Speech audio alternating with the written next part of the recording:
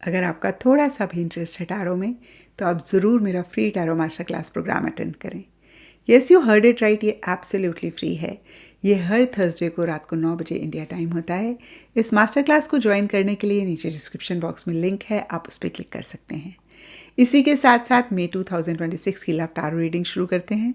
इस रीडिंग में आप जानेंगे कि मई मंथ में आपके पार्टनर की क्या एनर्जीज़ होंगी, वो आपके लिए क्या महसूस करेंगे, फील करेंगे, क्या आपकी एनर्जीज़ रहेंगी और फाइनली मई मंथ में क्या होगा। कौन सी छोटी छोटी सी बातें हैं जिनका ख्याल रख के आप मई मंथ की एनर्जीज़ को बेहतर कर सकते हैं, अपनी लव लाइफ को बेहतर कर सकते हैं। और इस रीडिंग को आप किसी भी साइन के हिसाब से देख सकते हैं, फिर चाहे वो आपका लगन हो, नाम के हिसाब से राशि हो, आपका मून साइन हो या फिर आपका सन साइन हो। तो चलिए जी, मई 2026 की लव टैरो रीडिंग शुरू करते हैं। तो चलिए पाइसेस, आप लोगों के लिए देखें कि मई 2026 में आपकी लव लाइफ में क्या हो रहा है।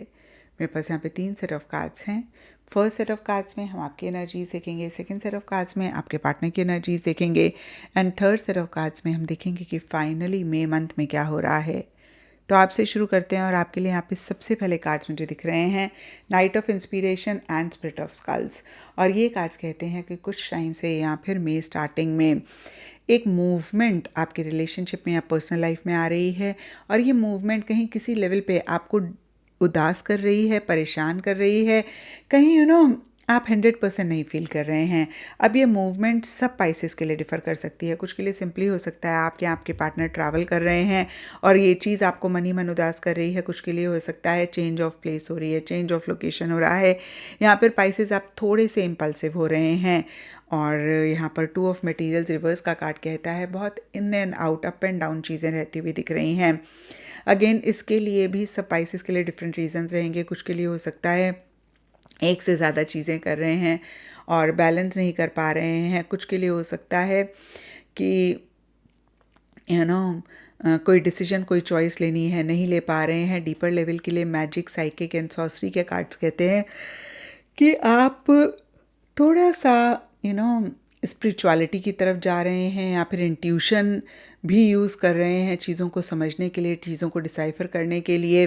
9 ऑफ पेंटिकल्स रिवर्स का कार्ड कहता है कि आप बहुत सोफिस्टिकेशन के साथ इंडिपेंडेंट होकर चीज़ों को करना चाह रहे हैं, नहीं कर पा रहे हैं।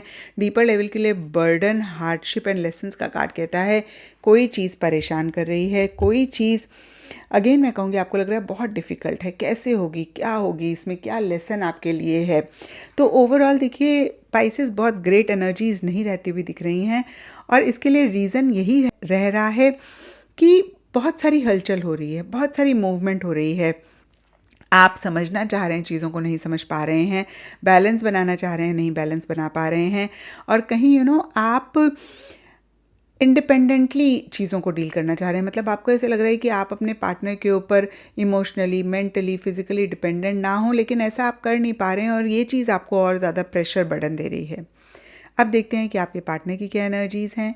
तो आपके पार्टनर के लिए यहाँ पे स्पिरिट ऑफ डॉग का cards friendship, companion, undying loyalty की बात करता है। तो नो डाउट अबाउट इट कि आपके पार्टनर आपके लिए बहुत बहुत लॉयल हैं पाइसेस और शायद इसीलिए वो बहुत टाइटली आपको इस रिलेशनशिप को पकड़े हुए हैं। यानी कि कोई चीज़ है या आप हैं उसको लेट गो नहीं कर पा रहे हैं और लेट गो नहीं करना चाह रहे हैं। अब देखिए फिर से मैं कहूँगी कि कुछ के लिए हो सकता है कि इस रिलेशनशिप को नहीं लेट गो कर पा रहे हैं। कुछ के लिए भी हो सकता है कोई बात उन्हें आपकी बुरी लगी और कहीं उसको टाइटली पकड़ कर बैठे हुए हैं और इसीलिए या फिर अदरवाइज़ भी हैंगमैन का कार्ड कहता है कि कहीं बहुत स्टक महसूस कर रहे हैं। एंड स्पिरिट ऑफ वुल्फ का कार्ड लोनर, फियर्स, इंस्टिंक्ट्स की बात करता है और ये कार्ड बोलता है कि मन ही मन अकेलापन महसूस कर रहे हैं।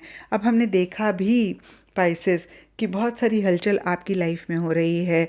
हो सकता है आप ट्रैवल भी कर रहे हैं और आपके पार्टनर इस चीज़ को लेकर थोड़ा सा लोनली फील कर रहे हैं, स्टक महसूस कर रहे हैं। आपके पार्टनर को ऐसे लग रहा है कि बहुत कुछ कहना चाहते हैं, नहीं कह पा रहे हैं, करना चाहते हैं, नहीं कर पा रहे हैं एंड कहीं लोनली महसूस करते हुए दिख रहे हैं। एस ऑफ मटीरियल्स का कार्ड कहता है कि नए सिरे से, नए तरीके से एक नई बिगनिंग करना चाह रहे हैं, बहुत ही प्रैक्टिकल, रियलिस्टिक लेवल पे, लेकिन मन ही मन बहुत कंफ्यूज हैं।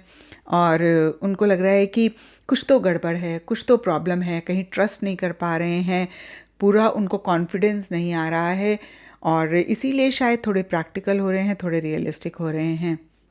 तो अगर मैं ओवरऑल ही देखूं, देखिए आप दोनों की ही एनर्जीज़ बहुत ग्रेट नहीं रहती हुई दिख रही हैं।